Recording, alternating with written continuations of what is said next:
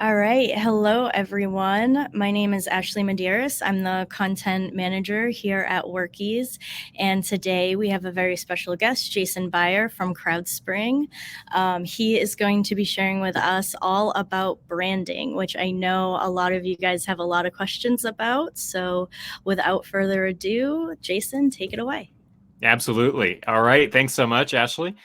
Great to have everyone here. Feel free to use the chat. Our goal here is to create an interactive conversation. I know that can be difficult when we are, watching a webinar and maybe trying to get a couple other tasks done and pick up a little bit of information along the way. But everybody, see if you can find the chat now. Let me know where you're at. I'm in Cody, Wyoming, right outside of Yellowstone National Park, in the middle of nowhere. So it's how I like it, surrounded by millions of square miles of nothing. John from Las Vegas, great to have you. And we got Ashley, San Diego. Perfect. So use that chat. The structure of today's conversation is around branding. What is a brand? How to build a strong one for your business. And we're going to look into some specific examples that some of the folks have been kind enough to share and brave enough. We'll be fair in our critiques. We'll look at these together. And then, so the first part of the conversation, we're going to go over some of the basics. What is a brand? How to build one. The second part of the conversation, we will look at the very specific examples. So let's jump right in. Let me share this presentation here. Okay, so as Ashley said, my name's Jason. I lead marketing and partnerships at crowdspring.com. We've helped over 65,000 businesses over the past 15 years build a stronger brand. We have 33 categories of branding and design. So we speak to businesses as early as creating a name for their company, which is one of our services, as well as building that core brand identity, and then extending that core brand identity into the marketing materials. And so we're going to talk about all of this. We've got links to some of the content that we're going to discuss. If you'd like to go into a little bit more detail, as a 15-year-old company, we really invest a lot of time into education. And so our blog has a lot of deep education on it around branding and rebranding. And we're going to touch on these topics today. So I love this quote to start with, because look, when we're building our businesses, there's a lot of places we can spend money, right? And even though CrowdSpring services start at just $300 for dozens of custom logos designed for your brand, we get business owners that say, look, that's an investment for me and where I'm at currently. And this quote really sums it up. If you think good design is expensive, look at the cost of bad design. And that's because bad design prevents you from attracting the type of client that you're looking for and growing. And it's kind of scary because you don't necessarily see what you don't get. We always keep track of what we do get, the clients we do bring on board, but we don't really see the ones that, take a quick look at our brand and decide it's not for them. And this is what we're up against. We are up against people who don't know who we are. They don't know our company. They don't know our products, our reputation, but they know we want to sell something to them, right? And so this is what we're trying to do with branding. We're trying to overcome all of these obstacles to get to the sale. And this is where branding can help us. So I don't want to use the term brand too many times without kind of giving a definition, a very simple definition. And that a brand is simply the sum total of all the experiences somebody has with your business. So the brand is your website. It's your marketing materials. It's how you answer your phone. It's how quickly you respond to voicemails. It is the tone in your emails that you use. It's your return policy. It's your fees and the structure of those fees. This is your brand. It's a sum total of everything, right? Now, a brand identity is what you and others can see. This is the logo. This is the website design. This is the marketing materials, right? These are the attributes of the brand that people process thousands of times faster than text. They're going to see this core brand identity, and they're going to have this perception of your brand very quickly. And I think an iceberg is a great example of this, right? Your brand is the entire iceberg. It's every interaction that somebody has with your business. But the brand identity is just that 10% that somebody can see and interact with, that very top piece, right? But it equates for kind of an outsized influence on the entire brand, right? What we're going to look at later when we start getting into the review phase is we're going to look at how the visuals impact your perception of this brand and what they can do. So we kind of touched on this a little bit, but I want to make sure everybody's clear that the brand image is how people perceive your brand, right? So this has to do with colors. Colors play a huge role in how we perceive a brand, right? Color black is considered more affluent, maybe more bold, whereas the color green and blue is used for things like growth and trust and safety, right? So colors play a huge role in your brand image and how people perceive your brand. So symbols also play a big role in your brand identity, right? This is visual shorthand, right? We process imagery thousands of times faster than text. And so if you were walking down a street and saw somebody with a white cup and a green circle on the other side of the street, you wouldn't even have to see what that symbol really is in order to know it's likely a Starbucks cup, right? And that's because brands like Starbucks spend billions of dollars to help get that brand identity in front of us. But it shows the role that symbols play. They're very integral to that visual shorthand. Starbucks doesn't have to give us their entire mission statement on their cup. They can simply show that logo, and it's going to create a positive or potentially a negative emotion in the person who's looking at this. We're always striving for positive emotions, right? But as we'll talk about later, brands should turn some people off. They're not meant to, unless you're a very broad brand trying to serve everyone. A brand should focus on a very specific audience. So another example is Nike, right? When you see the Nike swoosh, there's a lot of attributes that come to mind, and I've listed some here: innovation, performance, fitness, lifestyle.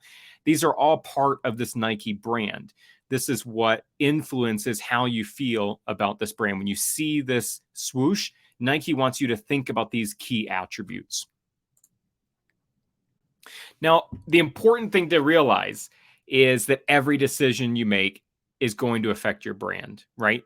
Every single decision. So the color you decide to use within your brand, how clean your vehicle is when you show up, whether or not you and your employees have a specific dress code when they show up. These are all decisions. How quickly you respond to emails, the tone that you use in your marketing communication. Every single decision you make is going to impact your brand positively or negatively. And so this is why branding is an ongoing process, right? Regardless of where we're at in our business, whether or not we just started last week or we've been in business for 30 years, there's always little tweaks we can make to our brand and to how it's perceived. One great way to do this is through what's called a SWOT analysis, where you look at your strengths, your weaknesses, and the opportunities and threats within your market, both within your geography as well as your industry. And this is a great way to see how you can craft a brand that's unique, that takes advantage of certain opportunities that other folks don't. And we'll probably see these in the brand examples that we're going to look at later in the presentation.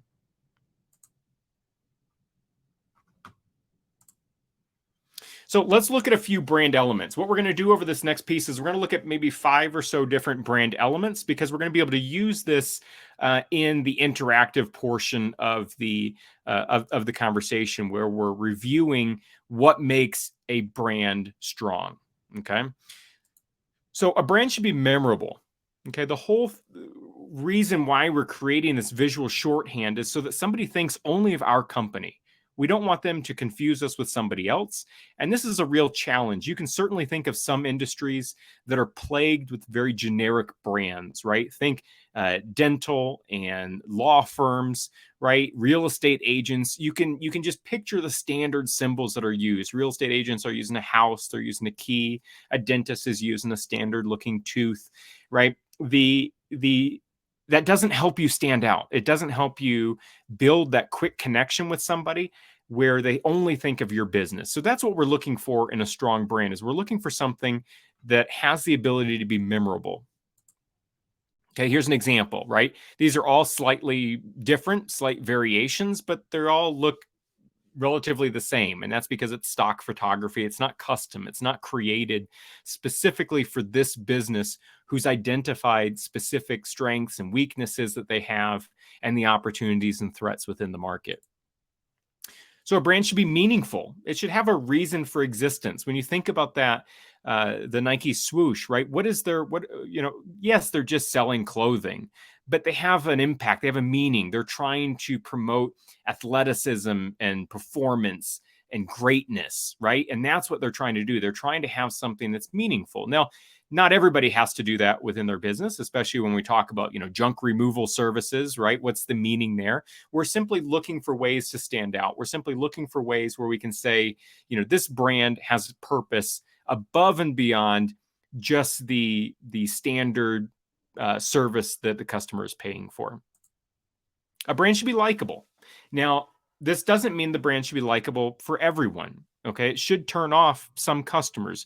That's how you know that you have a core audience that you're trying to serve, is that some people feel the brand is for them, others do not. I think a great example of this is Black Rifle Coffee, right? They've created a brand that's polarizing. They've created a brand that has strong advocates that feel like this brand represents them and their values, and they've created a group that says, no, we don't appreciate this. And that's what we're trying to do. And in junk removal, I understand there might not be that same juxtaposition, but there's a big difference between, do you do junk removal commercially or for new construction or for homeowners and yard waste, right? Yes, you can probably do all of that, but there's different needs within that. There's different likability for the commercial customer versus the home customers, different needs. And so we're trying to find ways to make the brand likable for our core audience. The brand should be adaptable. We should be able to take this visual brand identity and move it into different areas of our marketing, right? It should look great on a billboard, the side of a truck, or as the avatar on a Facebook page. Those are very different sizes, and the brand should be able to scale to those areas well. We'll see in a minute how a custom brand is able to scale and how a generic brand is very difficult to get into those different positions. And finally, a brand should be protectable. You want something that you own the intellectual property for, that's created just for your company. You don't want somebody else being able to rip off this brand identity, because that goes back to the original point of having something memorable. You want people to only think of your brand when they see this imagery, when they see your brand. And in order to do that, you don't want to rip off another company's brand either. You don't want to, create the Disney font or the Uber font or use the Nike swoosh. One, it's protected under their intellectual property because they own it. But two, it's confusing. It's not helping somebody think of your company. They're thinking about another company. So you want something that's protectable. And the best way to do this is by creating custom work as opposed to generic templates or free designs. Okay, let's get into some examples. So this starts the interactive portion. So if you're still with us, I'd like you to use the chat. That way it's not just me talking, and we can start building up a bit of a conversation. And then after this portion, we'll get into reviewing some actual brands that have been submitted. And I definitely want your engagement there. Okay, so let's start practicing with which of these logos is more unique and interesting. Okay, give me the name and tell me a quick why. Why do you think it's interesting? We're trying to train ourselves to look at our brands and other brands in the market, so that when we do this SWOT analysis, we can say, hey, here's what's wrong with my brand, or here's what's wrong with every brand in my industry, in my geography, right? They're following this other. So John points out BOG sticks out more, right? It kind of jumps off. When you look at Melia Store, it's pretty generic. You could swap out the name Melia for any business, Jason's store, Ashley store, Work's store. And you're going to kind of say, well, okay, it works. It's a hanger. They probably do something. Maybe they're a dry cleaner. Okay. Mike, absolutely. He pointed out, you can tell it's a frog, but it's hidden in the white space. That's a guitar. So it's telling the story. People like stories. They like to know that there's depth, that there's more to your brand than the simple service that you offer, right?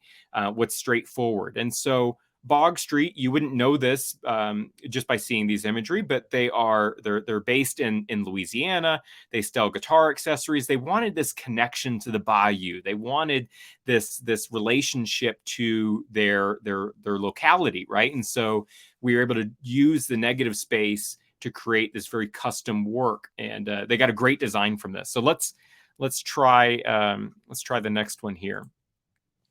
More versatile for these two logos. So remember, versatility is it can be used in a variety of different ways. It can be used on a billboard, something large, or it could be used in a really small space like a Facebook avatar. Versatility means you could also break up the logo or the image. You could show it on apparel, an employee's hat, or on the side of a truck, right? So Mike points out that the one on the left looks stock. Beehive is gorgeous and it's creative. John points out very, very well that Beehive's easier to read, right? So at this level of detail, you can kind of read both of them fairly easily. But what if we get a little bit smaller, right? A lot of times on things like Yelp pages or Facebook pages or within the Workiz account, you're not going to be able to see your full logo. It's going to get truncated, right? The other thing I want to point out is Beehive allows you to break up the logo. And this is what we find in custom logos is you're able to take different pieces of it and use it where you're marketing, where it makes sense within your marketing.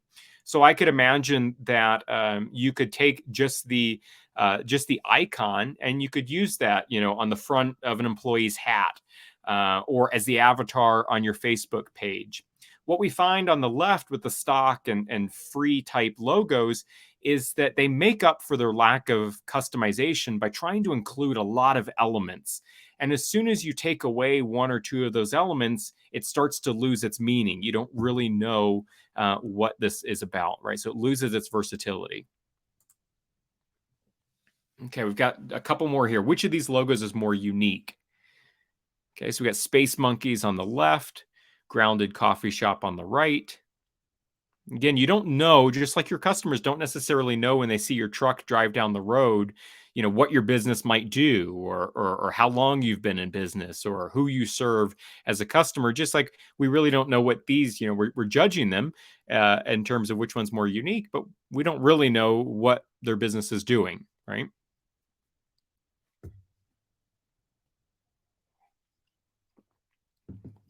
Okay, so Mike says he thinks that Space Monkey is unique, but worried about the avatar being readable on a business card. Absolutely.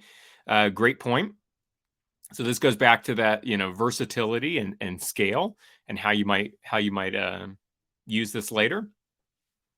So Grounded on the right, is akin to this idea of some industries just have terrible brands kind of as a whole, things like, law firms and dental offices and real estate agents. The Grounded Coffee Shop, you're not going to remember. It's not going to create something memorable. It's not going to create a feeling. It tells you what it is, and that's fine, but it's not creating any type of intrigue. It's not creating any excitement. Space Monkey Partners, we don't know what they do. They could be a website design firm, a venture capitalist, but it's something that's unique. You're going to remember a monkey in a spacesuit and attribute it to that business once you learn what they do. Whereas the coffee shop and the mug, you're not going to think too much about.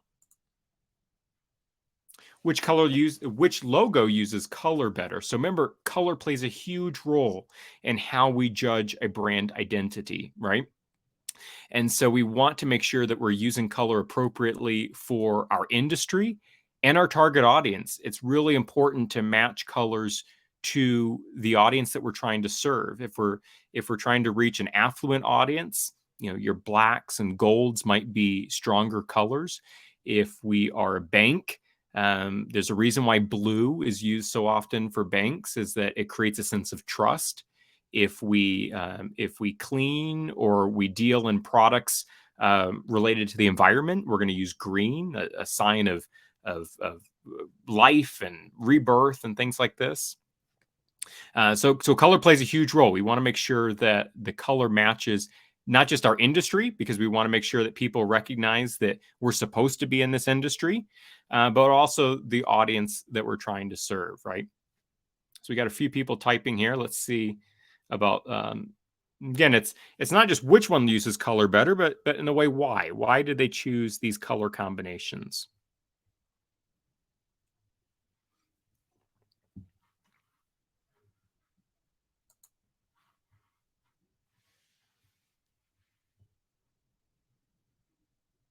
I hope I didn't scare everybody off. I still see some typing here. Let's get John and Mike are getting gold stars here for participation. John, I like what you point out. So John says that the guy next door is promoting trust. And that's absolutely right. This is what we need to look at, especially if we do that SWOT analysis. If guy next door window cleaning does a SWOT analysis and realizes that everybody in his industry looks untrustworthy, they all look like they're fly by night, they've got no reviews on any of their Google profile pages, then he could come in and say, hey, I want to portray more trust, right? The color is a simple way to do that. Mike points out that the guy next door pops more, and one reason why it pops more is the use of the lack of color, right? It pops out more because it's not just a solid color. They're using the white space within there to show something that's clean, and show what they do in a creative way, right?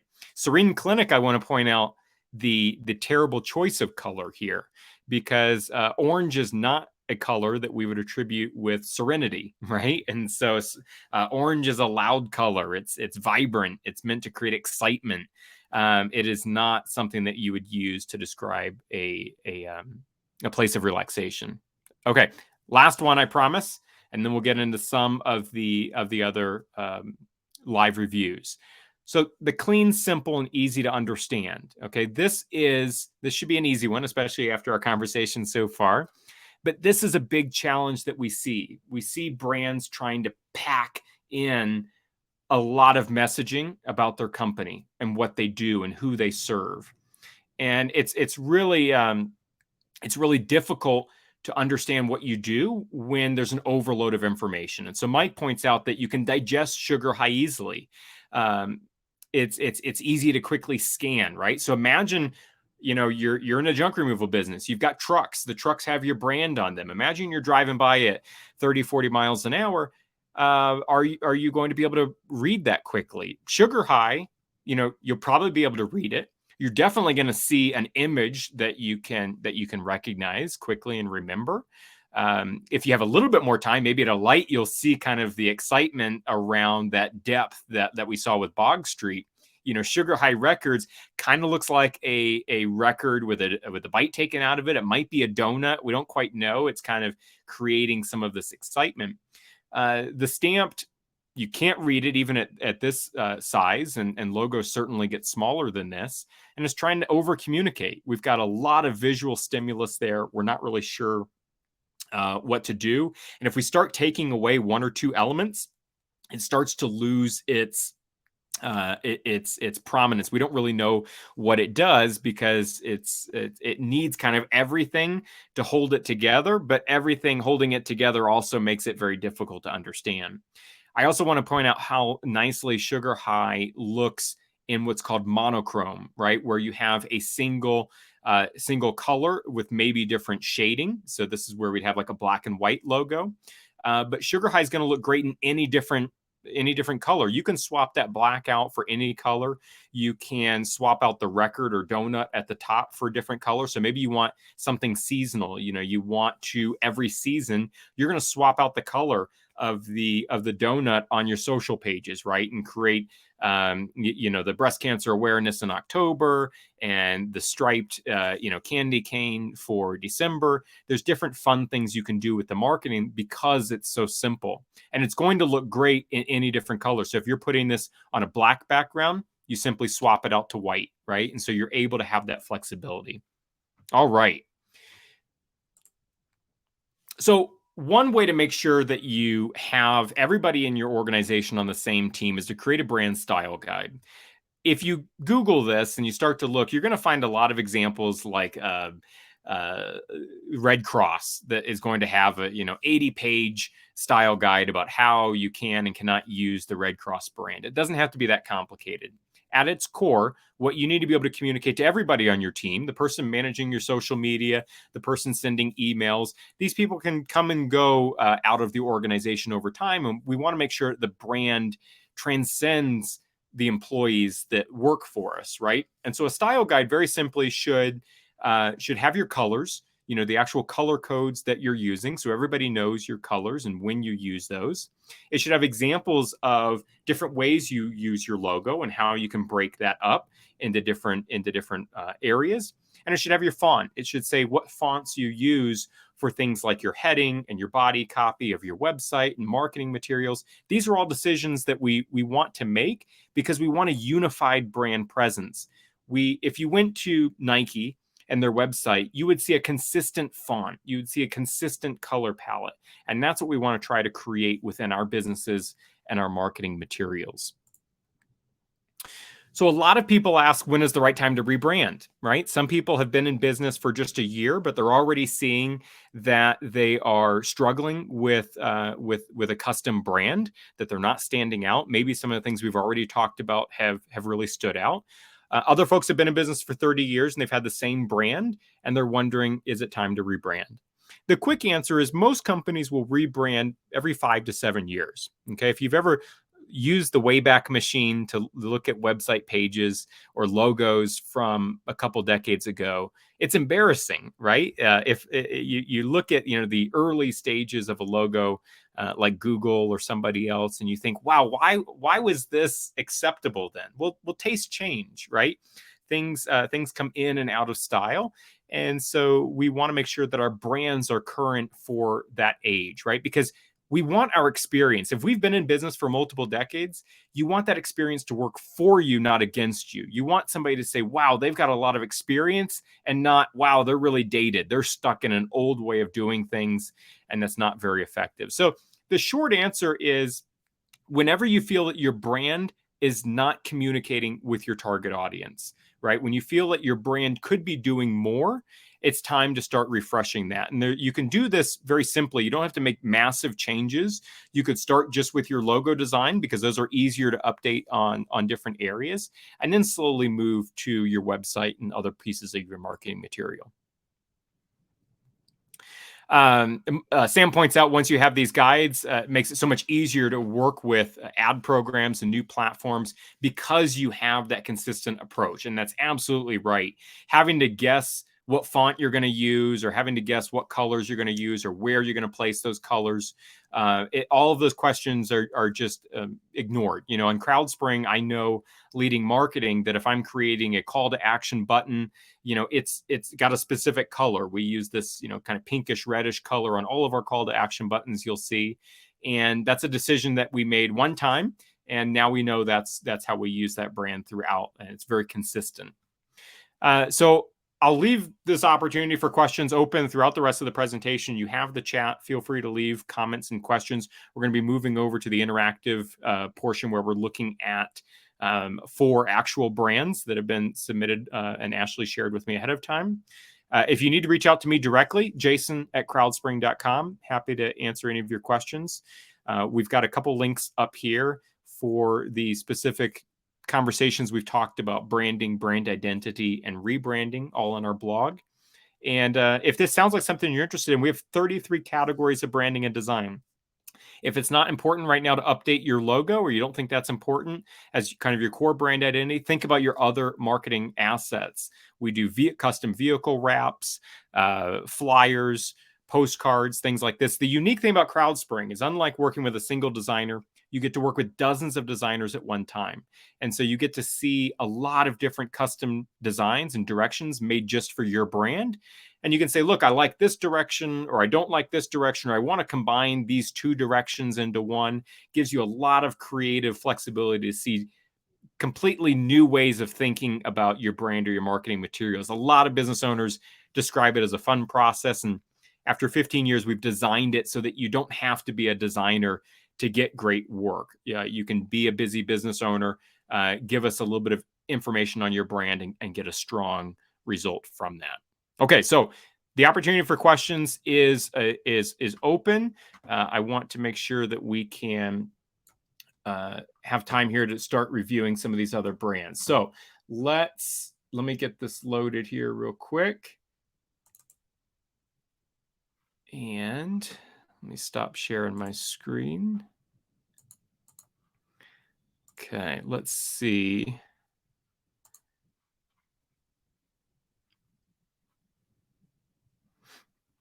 get my screen shared here. I think we're doing Space Monkey. Let's see. Space Maker's junk removal. Okay. So here's what I want to do. I want everybody to participate here and give some feedback based on what we just looked at. I'm going to give kind of the summary, but I want to see what has stuck out to you, regardless if this is your site or not. We're trying to use what we just learned to give some feedback here. And remember, everybody here is, we're trying to help. We recognize that we're business owners, right? We're running businesses.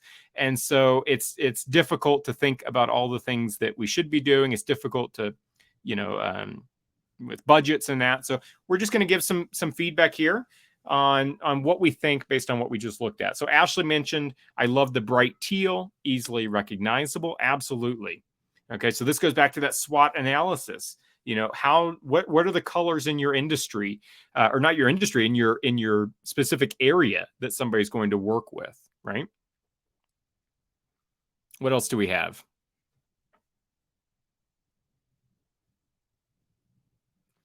Okay, well, while we're waiting, I want to make sure I'll give some as well. Okay, so Mike, the site is fun and unique, sends a certain feel for sure. The logo has too much going on. Maybe a flatter vector with less detail would make it easier. Okay, so we're starting to see from this feedback, what are some of the challenges, with this and too much detail? Absolutely. I mean, this is on a website. This is probably one of the only places where you can really control how your logo shows up, right? Facebook is going to have their own guidelines. Google reviews is going to have theirs. You get to do whatever you want on your site. And if it's still difficult to read on your site, that's going to be a challenge. I want to point out the name and just the logo and the theme in general is that I like how it's unique, right? So we're talking about space and junk. So it certainly stands out as opposed to, just saying what you are, junk removal, two guys in a truck, things like this. I like the play on words. These are the first time I'm seeing this, by the way. I don't pull these up ahead of time because I want to look at them like a new customer would. I want to have the same excitement or confusion.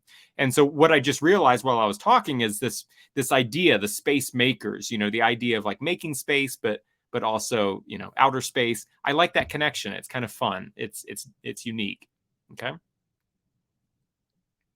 So let's get into a few others. One thing I like is we've got, a bright call to action, book now. Okay. One thing that can be challenging, and this is something you want to test, is having too many call to actions, right? So with a quick scan, I recognize 4 call to action buttons, right, as I'm scanning through. And so we want to make sure that we have, you'd ideally just want one, okay, in the header, which is everything you can see before you scroll the page. So I haven't scrolled the page yet. This is everything that pops up. First, on the monitor, you really want one call to action. What's one thing that they can do?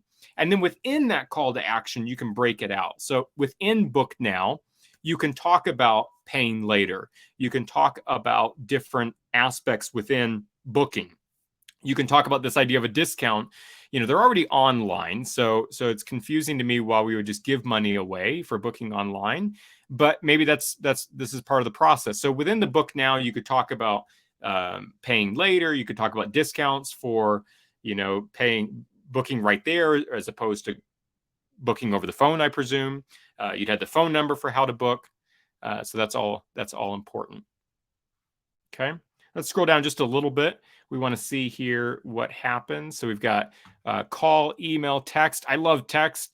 It just gives people the ability to communicate with us in multiple different ways. It'd be great if you could just combine these two and use the same number for call and text. I know that's not always possible, but we're always looking for ways to make it simpler and so that somebody has one number that they can interact with you on. But this certainly works as well. Okay. One thing I liked up here, and I'm seeing it again here, is I like that I'm seeing people. I like that I'm seeing the people that work at this company. I like that they're looking at the camera. I like that they're smiling. These are all positive signs, right? We want to see the company behind this, the personality behind this. let's see, we've got, so I like that it's clean, right? I like that. Notice we're looking at a very similar font throughout. I noticed that we're seeing a lot of space. It's not too cluttered. And then the work, again, seeing the people, seeing the interaction, seeing the happiness, seeing, the fact that, the employees generally look happy and excited. Okay. And then getting into the removal process. So this is great. One thing that you want to make sure as well is how responsive is it? And so let's see what happens when I make this smaller. Okay, does it lose anything? Okay, and so this site is scaling nicely. It's getting a little bit more condensed, but we're also still able to see things. It's moving nicely because remember, I'm looking at this on a giant monitor in my office, but a lot of people are going to be out in the field. They're going to be at their homes on their phones. So I think that's important to look at. So overall, I think everybody's impression of this is that they're doing a lot of things right. They're using fun colors for an industry that you might not think is fun. Certainly it's an emotional industry if you're getting rid of junk and freeing up space. I think the logo is, as one of you pointed out, very very dense, and so it's very difficult to read in the small space. You could see that being difficult within moving quickly by a truck. And so what are some other ways that this could work, right? I mean, off the top of my head, you could imagine, can you move some of these things off? Could you pull out some of the debris, the junk, but only show that at certain times where it makes sense, right? So for example, it's common to animate your logo on kind of like a loading page or maybe the About Us page. So this logo could be redesigned where you have the center earth with space makers, and then floating around it moving is random junk, right? And it's fun junk that the rubber duckies and the old time refrigerators and mattresses and things like that that's floating around. But you could pull that away and the logo still makes sense, right? And so lots of things to do there. So okay, great. I think this is good. Mike mentioned the client interview that they love those. Absolutely. Towards the bottom, like these are, you're trying to build trust. That's what you're doing. You're trying to show somebody what it's going to look like when they show up. People want to know. They don't want surprises, right? So the first time I rode in an Uber, I don't know how long ago it was, a decade ago now. I searched for a YouTube video, like, what do you do in an Uber? I knew what to do in a taxi, but I'm like, well, do I pay the guy? Do I need to show him my phone? I wanted to know what the process was before I got into it. I didn't want to look like an idiot, right? And your customers want the same thing. They want to know what that process looks like. So to show them, the type of person that's going to show up and what they're wearing, to show them the process and your truck just removes some of that nervousness. Okay, let's take a look at another one here. Let's see.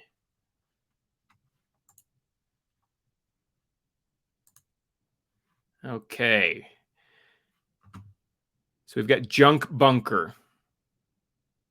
We'll leave it here. Go ahead. Let's see some of the feedback.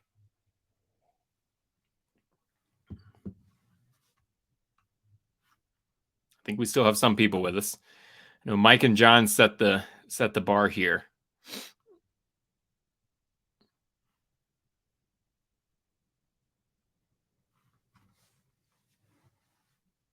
So some things I'm noticing while we're here. Again, I like seeing the people, especially if this is the owner operator. It's great to see who I'm going to interact with. I think that's helpful.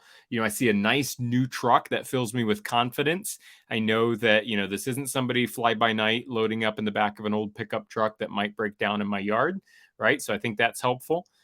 Mike says more of a serious look and professional. The logo's easy to understand, popping colors.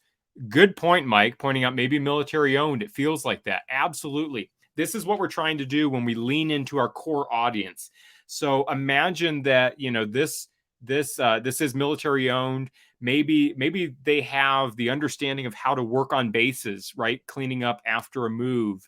This would be a perfect way to work with that audience, right? And so we want to lean into our core audience. That's not to say that junk bunkers not going to work with somebody, not in the military, but, it definitely lends itself to that audience. Ashley, the CTAs are clear, and consistent.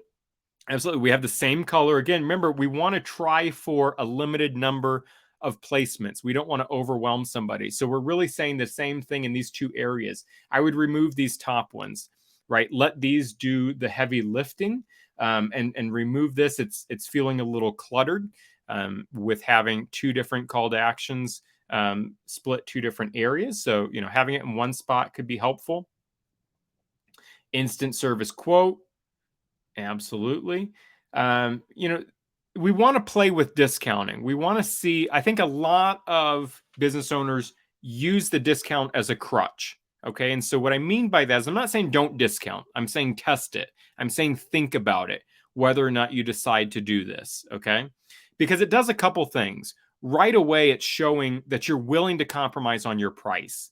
Okay. And if everybody in your industry is not compromising on their price, okay, people want to know, okay, well, is he not busy? Do they not have enough work? Why don't they have enough work? It's creating all of this confusion around that. Also, $10 is not huge, right? I'm thinking this is going to be, a fairly expensive service.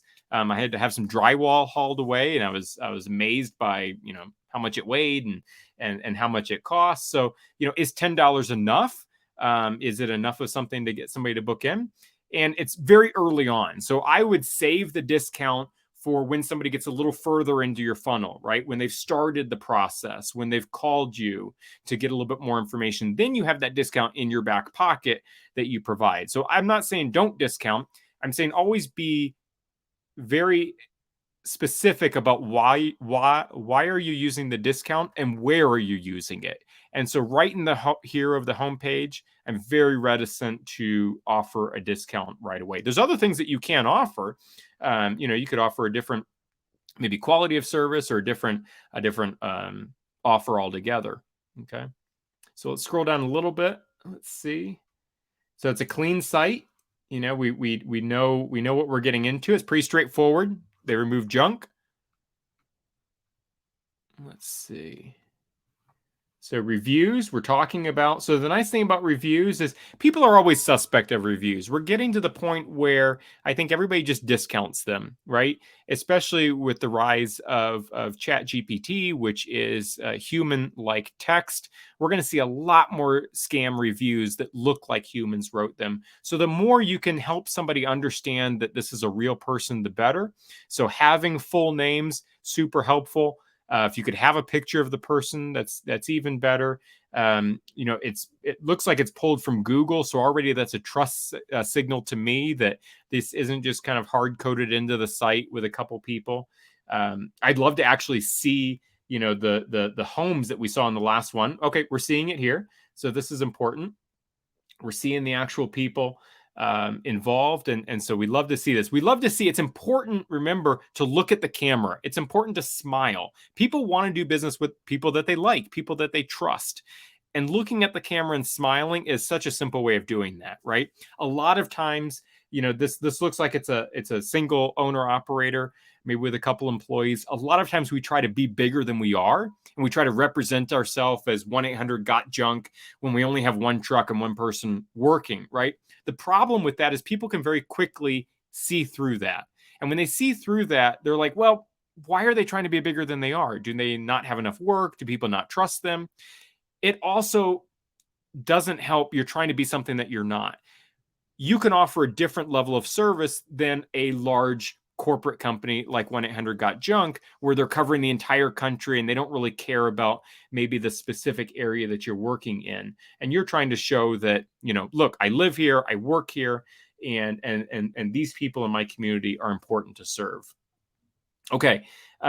Little things like this, we want to make sure are cleaned up. So business hours, a little separate. Okay. I actually thought this was missing business hours here.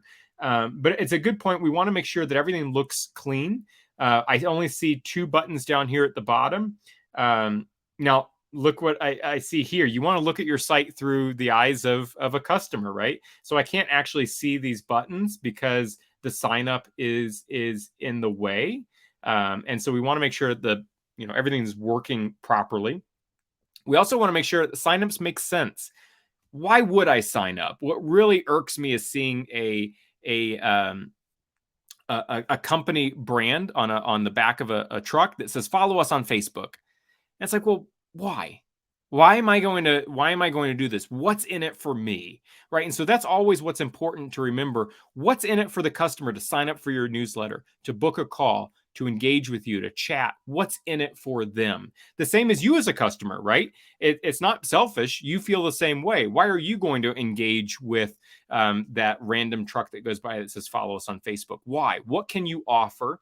Discounts are the obvious ones, but what else can you do? Can you offer tips? Can you do little things that help the customer, right? Okay. Again, text. I love seeing text. That's important. Or being able to text. That's important. Let's talk real quick about Gmails. It's very simple today to get a branded email. It's very simple to have, hello at junkbunker.com. That's important. It's a trust signal, right? Having a Gmail or, God forbid, a Yahoo email as your main contact source, it just looks slightly less professional, right? You're not going to see that from the big boys. You're not going to see that from people who care about the brand. And so we want to make sure that everything looks consistent. You can have Google do this forwarding where it forwards to this Gmail, so you don't have to lose anything, but it will still have a strong brand. The other thing I just noticed is the URL, right? So you've got Junk Bunker IL for short for Illinois, and then Junk Bunker USA at Gmail. We want to make sure there's consistency, right? We want to make sure that we have the same website, the same email, so that nobody has to get confused. We want people to be able to share this with somebody else and just remember it. Junk Bunker is a great name. There's a nice alliteration there. It's easy to remember. We want to make sure that we can have that continuity between our email and our web address in every form of contact. Okay. Let's see the next one here. We've got two more. I'm spending a little bit more time on these here than maybe we will on some of the others, just so we get a feel. A lot of times, a lot of this conversation transfers over to other sites, right? All right, so let's give this site some feedback as well. What do we got?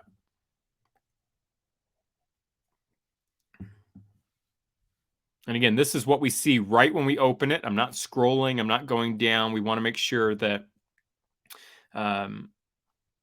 that we're seeing what the customer would see. Logo's tiny. Oh, scrolling here.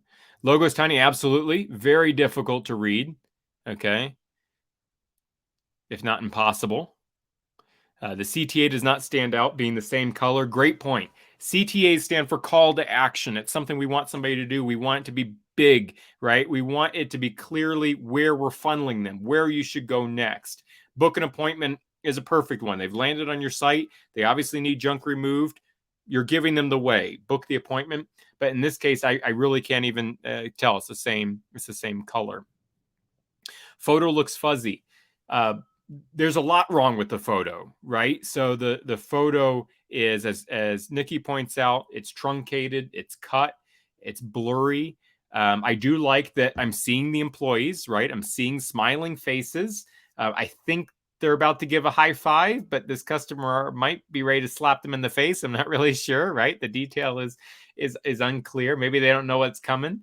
Back here, honestly, it looks like a car accident. It looks like at a short glance, at something quick, it looks like, they might have gotten in a car accident here. Car accidents, are sending signals of worry, and things like this. So we want to make sure that this might be a great picture on its own. This might be a great picture to use in its full context when you can really show it, maybe on a flyer, maybe on another page of the website. This is called the hero. This is going to be the first thing somebody sees, and they're going to make an impression about your brand very quickly, within microseconds.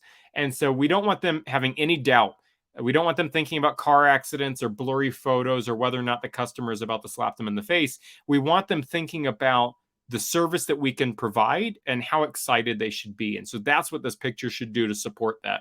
We really need to make sure that the photos look strong in that area. Mike points out the font size on the site's really small. Not sure on mobile, but definitely hard to read. Yeah, if your font is hard to read on a giant monitor, it's going to be really hard to read on the site. Let's see. So we've got one thing I want to point out is, the social pieces up here. I'm not going to click on all of these, but we want to make sure that we only have the social icons, the social profiles that fall into two areas. Those that we're active on, right? We don't want to send people to a site that we've never posted to. That's not a strong brand signal. And we only want to have the profiles where our audience is. If your audience isn't on LinkedIn, it's fine to have a profile, and you should have a profile as a business owner, but we don't need to link to it if that's not where our audience is. The same with some of the other profiles, right? If our audience isn't primarily on Instagram, we shouldn't include it. Okay, so one thing I like here, so this is great. This image actually doesn't feel like it belongs on the site. It doesn't follow the same. It's much better. It doesn't feel like it belongs because it's so much better. This space down here looks much better. It's cleaner. I like it's a higher quality photo. Again, it's an owner, operator, employee looking directly at the camera, smiling. Great social proof, 10,000 plus clients. Not sure if I believe that. I don't know if that's a big number for the industry. It seems like a lot. I'm in a small town outside of Yellowstone, so that's how many people we have in our entire town. So it sounds like a lot. So you want to make sure you're not stretching it too much. You want to be believable. You don't want to be reporting, how many people have ever called you in your business's existence. But if everybody in the industry is saying, hey, yeah, we deal in thousands of unique clients, then that's fine to have. It just strikes me as a little odd. Again, the discount philosophy, I'm fine if it makes sense, but test it, or in the very least stand behind it. Realize why you're doing it, right? I'd much rather keep that in the back pocket. Text pictures. I don't think this is getting enough credit. One, I'm a little confused on why you want me to text pictures. I'm guessing it's not of me and it's of the yard or wherever I need the junk removed from. But this is a great feature that I don't think is getting enough attention. This could be its own value proposition. This could be how your business stands out from others in the industry. Other people in the industry might insist on showing up to the job site, and you feel bad because you're going to waste their time. You're not sure if you're going to use them. You have to schedule it. You have to be there at the house. Texting pictures could be huge. This could be your way to say, look, you don't have to be here. Send us your pictures. We'll give you a quote. Look, if you're trying to hide something, we're going to have to increase the quote later. But for most people, you just want a fair price, and we understand that. We'll get you a quote, same day, within an hour of you sending us the picture, things like that. So that could be huge. I don't think that's getting enough attention. Okay, so we've got a little bit of a difference, right? We've got 10,000 clients, 12,000 projects done. What this is doing is it's causing this little disconnect. It's causing us to say a little bit of a pause. Wait a minute, like, what number is it? Pick one. And we just don't want to create doubt. I know you're probably thinking, Jason, it's not that big of a deal. It's within a couple thousand. Why bother? If somebody's looking at 3 different services, they're probably going to go with the one that creates the least friction, the least doubt, the least, and they already have a little bit of a doubt because they're thinking about car accidents and getting slapped in the face up here. They're willing to give a little bit of a pause, but now, they're confused by some of the numbers. That's all I'm trying to say. Oh, we've even got another one, 11,000 happy clients, 12,000 projects, and 10,000 clients. A lot of confusion. Stick with one number. You don't have to talk about all of your, pick projects done or happy clients or something, but it's getting a little confusing with these things. Okay. Again, love the pictures. This is, it's important to show people at work, showing the professionalism and what they're doing. Okay. And the branded email. We want to make sure that we've got that branded email as well. Again, going back to this, we want to make sure, we're only using, if you're not involved on TikTok and LinkedIn, we don't want to link to those profiles. Okay. We've got one more here. Let me get this loaded up. We've got Rocket Junk Removal. Let's give a little help to this last site. Let's Let's give some feedback here.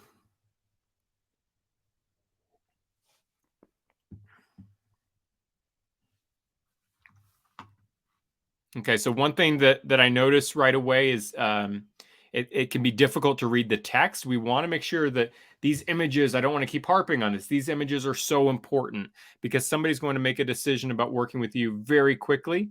And if they have if they're struggling to read your content, they're just going to ignore it, or they're not going to get the information that you're trying to do. So, there's text on top of the text behind it. The white, is on different colors. We want to make sure that this image looks great in this specific spot, regardless if we're sliding it down or pulling it out, right? Let's see. Okay. What else we got? Let's see. Mike's typing. So junk removal services. Decent header image from Mike. CTA is not big enough. Absolutely. It could be okay in this size, but it's certainly not standing out. It's a shade of a green on top of another green. It's not really standing out. Okay. Let's see. Junk removal process. Again, we've got a discount. Again, imagery is important. Why is imagery important? Why do we think imagery is important? It's important because it can communicate so many more emotions and so much more than you could do in text, right? You can just say so much more.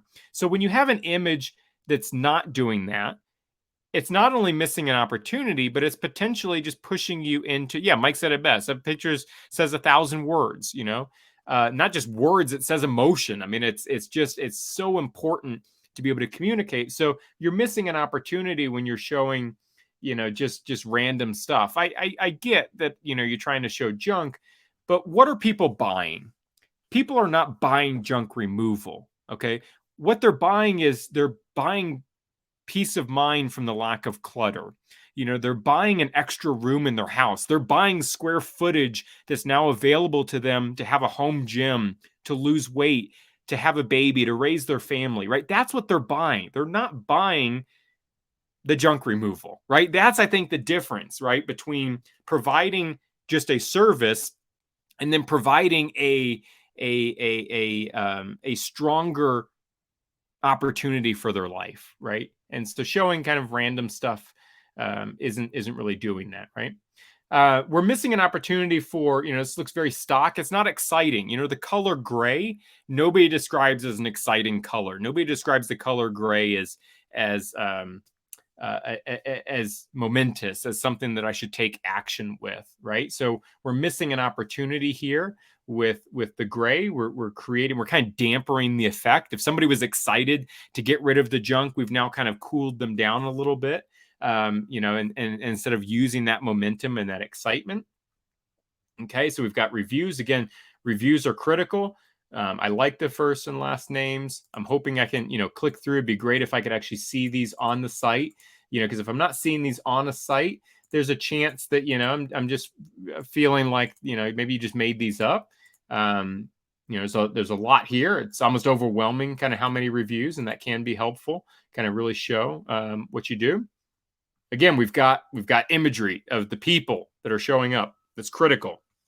We want to show that. We want to show where they're at. One little thing down here is the copyright. Okay, so you'll see a lot of people forget this. They'll forget to go in and update their copyright, and it's 2, 3, 5 years old. That's one other little signal that you can look that it's causing a little bit of doubt in somebody's mind, because when you see this, you kind of think, well, are they still in business? I don't know. And so we just don't want to create doubt. If that's one thing that we're trying to push here on this conversation is, how can we show that we are the best at what we do and not create any doubt? So overall, and I think what we can do is take away from everybody else's reviews as well in terms of how we evaluate these sites. So let's stop sharing. And if Ashley's still here, we can wrap this up. I don't see any other questions that came through. If I did miss those, feel free to repost them, and we'll go from there. But I really appreciate everybody's interaction. It makes it fun to kind of see how this works for your business. Makes it a little bit more custom, and I hope everybody was able to take away a little bit of insight.